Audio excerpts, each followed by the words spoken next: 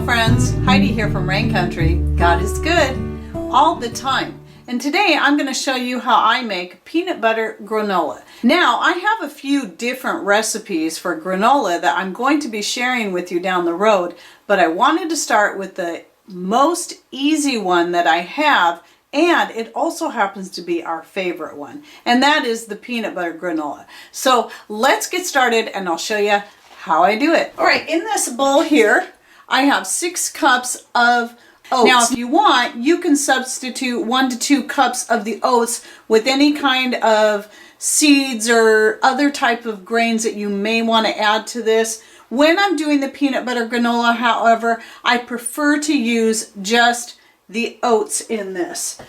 And it's just 3 ingredients, people. It's so easy.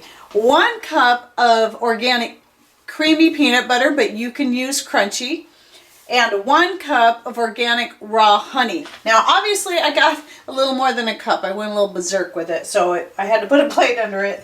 So the first thing I'm going to do is I want to take the cup of peanut butter and put it in a saucepan, and then I'm going to add the honey to the peanut butter, and I want to melt these together on a low heat.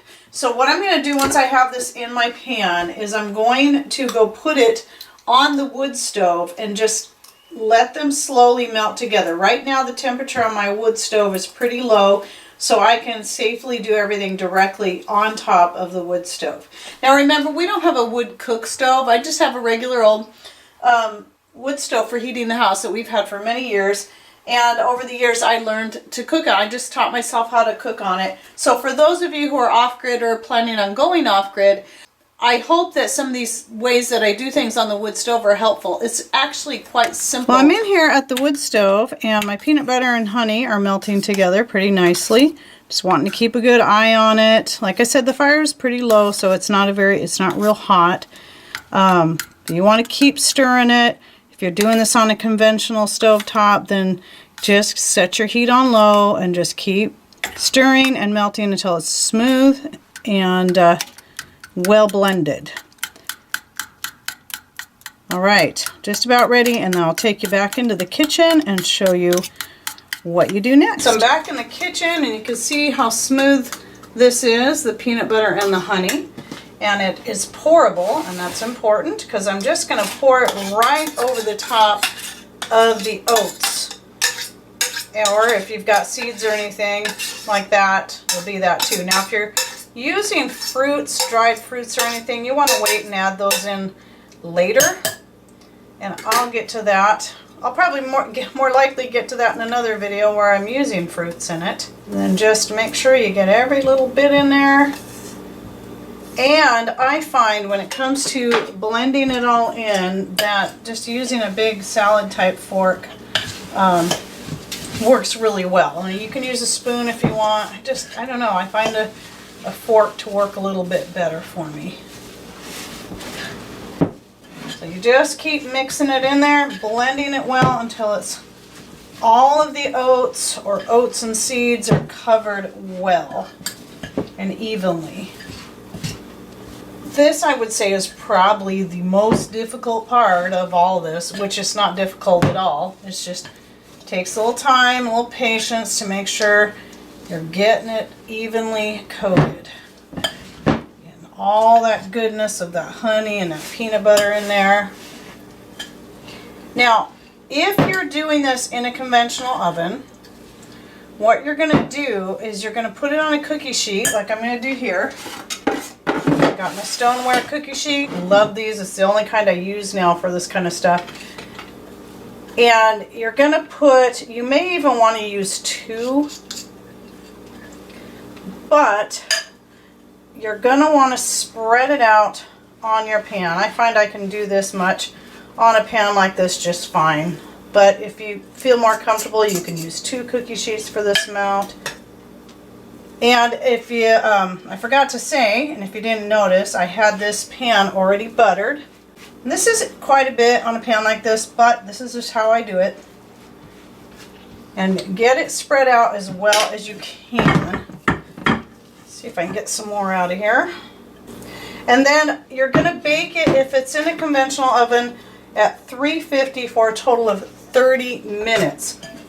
Now you're going to want to keep an eye on it for two reasons. One is because everybody's oven seems to run at different temperatures. Even if you have it set at a certain temperature, it can be a little bit hotter. My oven, my electric oven, runs hotter than other ones, it would seem. So I have to keep a close eye on stuff or turn the heat down a little bit lower. Now what I'm going to do is then I'm going to get a stainless steel spatula. And if you're doing this in a conventional oven, at about the 15-minute mark, you're going to want to stir this up really good so it gets evenly baked and it starts to separate. Now, doing this on the wood stove, I check it every 5 to 10 minutes depending on how hot the stove is. Now, my wood stove is not very hot right now, as I've said, so this is probably going to take me at least 45 minutes to get it fully cooked, even with it sitting directly on the wood stove. And then I will check it probably every 10 to 15 minutes. But if the stove is really hot, I usually set it up on a trivet and check it every 5 to 10. So I'm going to take this and put it in there, and after a bit I'll take you in the living room and show you how it's coming along. Alright, so this is about at the halfway point of being done. It's not quite, it's getting drier, but it's not quite loose. When it starts being totally loose, you don't have clumps, big clumps sticking together like that, then it's going to be done. And check for brownness, and especially if you're doing it on the wood stove like I'm doing, you're going to want to keep stirring it up. Now, remember too that if your wood stove is very hot, you can simply use like a barbecue, I don't know if you can see that back there, you know, a cast iron grill piece, and put that down. I do that quite a bit. Or sometimes I'll use the dehydrator rack that Mr. Rain built for me. When this is completely done, I'm going to take it into the kitchen, and I'll take you back in there too, and I'll show you what it should look like when it's finished. Alright, I just brought this in from the wood stove, and I want you to see the color and how loose these are. They should be nicely toasted all the way around. That's just the best flavor that way. And very loose. You can see it's not sticking together. And so now, and also you'll know if you touch it, it shouldn't feel sticky at all. And so now what you want to do is you want to let it cool completely. Once it is cooled, I like to store this. It'll fill up a half-gallon jar just right, maybe a little bit more, but if there's a little bit extra, you can just snack on it. But I'm not going to show that because it's going to take a while for this to cool down. But if it looks like you can get in there, just keep shaking it down, and then but don't put it in your jar until it's completely cooled off, and then it will be even more very dry feeling once it's cool.